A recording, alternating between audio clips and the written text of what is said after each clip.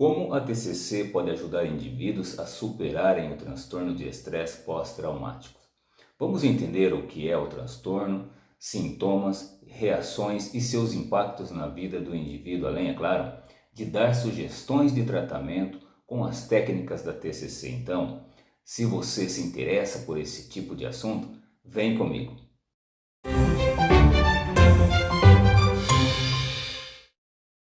Olá, terapeutas, eu sou Elcio Lopes, especialista em TCC, e neste canal abordamos assuntos relacionados à terapia cognitivo-comportamental. Então, se você ainda não é inscrito, se inscreva no canal, porque a sua ação reforça o meu comportamento de estar gerando mais conteúdos como este. Dito isto, vamos ao papo de TCC de hoje. O que é o transtorno de estresse pós-traumático? O transtorno de estresse pós-traumático ocorre quando alguém enfrenta um evento traumático, como um acidente grave ou violência, e desenvolve medo excessivo em função disso. Então veja que as pessoas com transtorno de estresse pós-traumático frequentemente revivem o trauma através de pesadelos ou flashbacks e assim evitam situações que possam trazer memórias ruins. Então veja que essas pessoas também podem se sentir irritadas, tensas e sempre alerta, e muitas vezes recorrem ao uso de drogas ou álcool para lidar com a dor e podem se sentir, em função disso, deprimidas e também sem esperança. Vamos a um exemplo de caso. Aqui vamos colocar um nome fictício. Maria é uma jovem de 28 anos. Maria desenvolveu o transtorno após sofrer um assalto violento.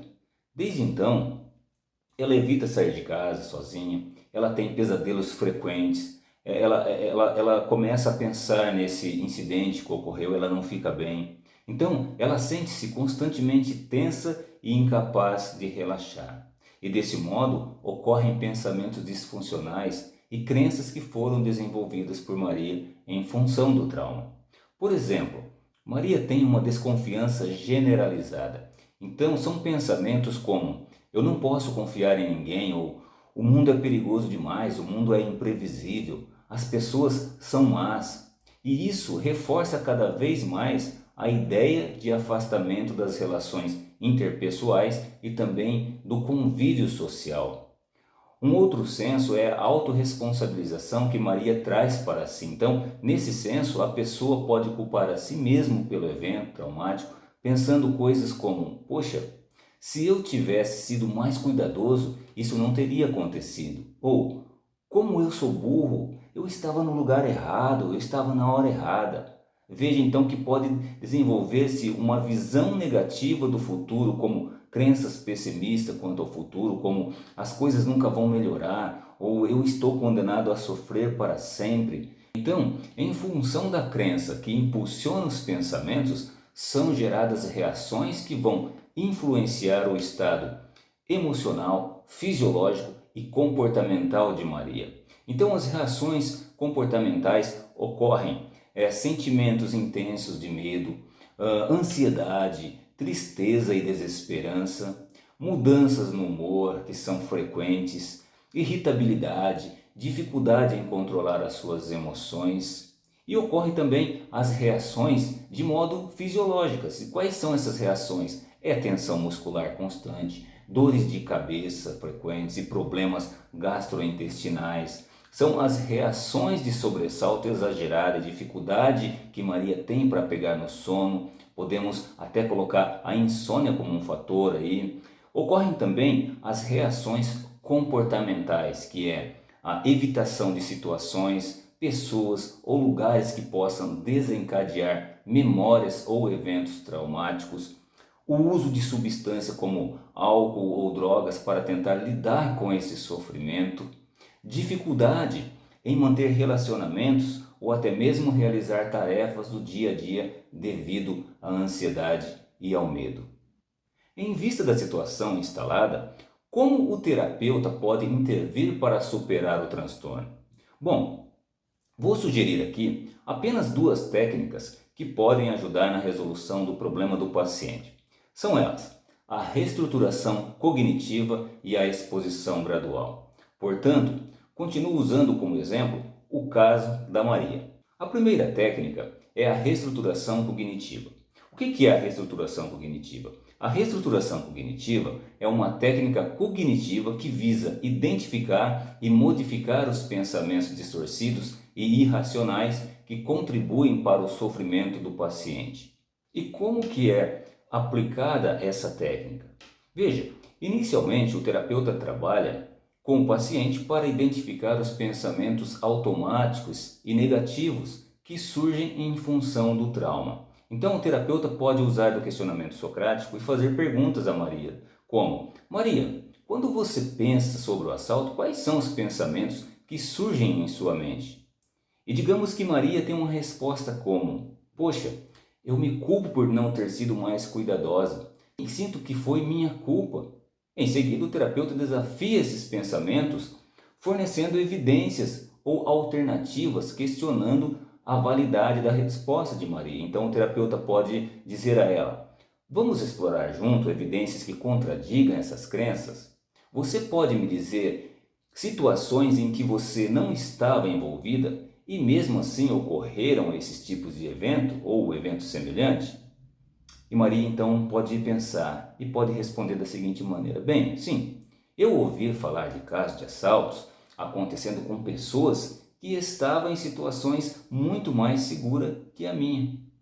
Veja então, o paciente é encorajado a praticar e substituir os seus pensamentos negativos por pensamentos mais realistas e adaptativos. Então o terapeuta reforça. Isso mostra que os eventos traumáticos não são necessariamente culpa sua ou culpa da vítima. Então, vamos trabalhar para substituir esses pensamentos autocríticos por pensamentos mais realistas.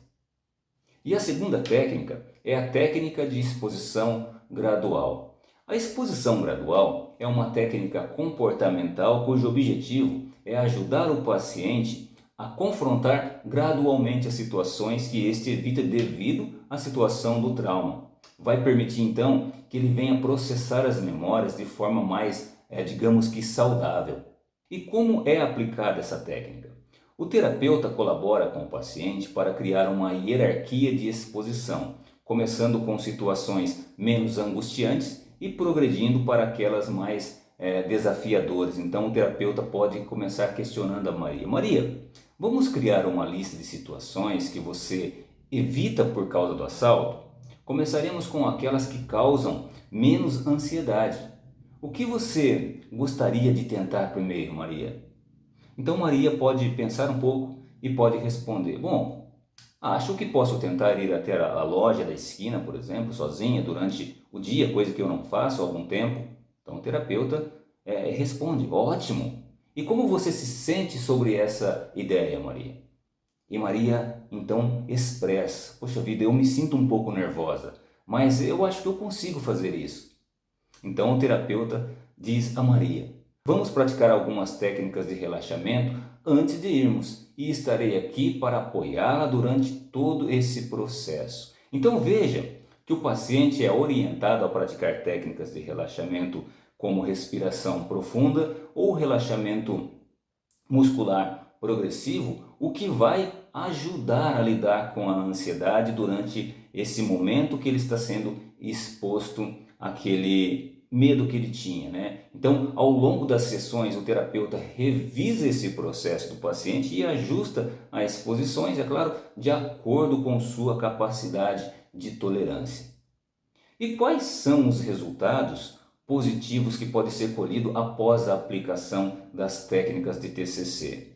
Olha, veja que Maria relata uma redução significativa nos pesadelos e flashbacks. Maria relata uma redução de medo de assalto, ela se sente mais confiante em enfrentar situações que antes evitava, o que melhora a sua qualidade de vida e também a sua independência, porque agora ela não necessita mais sair acompanhada. Maria relata uma diminuição da ansiedade e da irritabilidade, além de melhora geral em seu bem-estar emocional. Então veja a gama de positividades que ocorreu com Maria. No entanto, é fundamental que os terapeutas busquem aprimoramento contínuo em técnicas de TCC para oferecer o melhor tratamento possível a cada paciente. Eu lembro sempre que Cada indivíduo é único e a abordagem terapêutica deve ser adaptada às necessidades específicas de cada um. Então, para aprimorar ainda mais o seu conhecimento, eu te convido a assistir outros vídeos como esse aqui, que deixei no card para vocês. Eu tenho certeza que isso irá aprimorar ainda mais o seu conhecimento.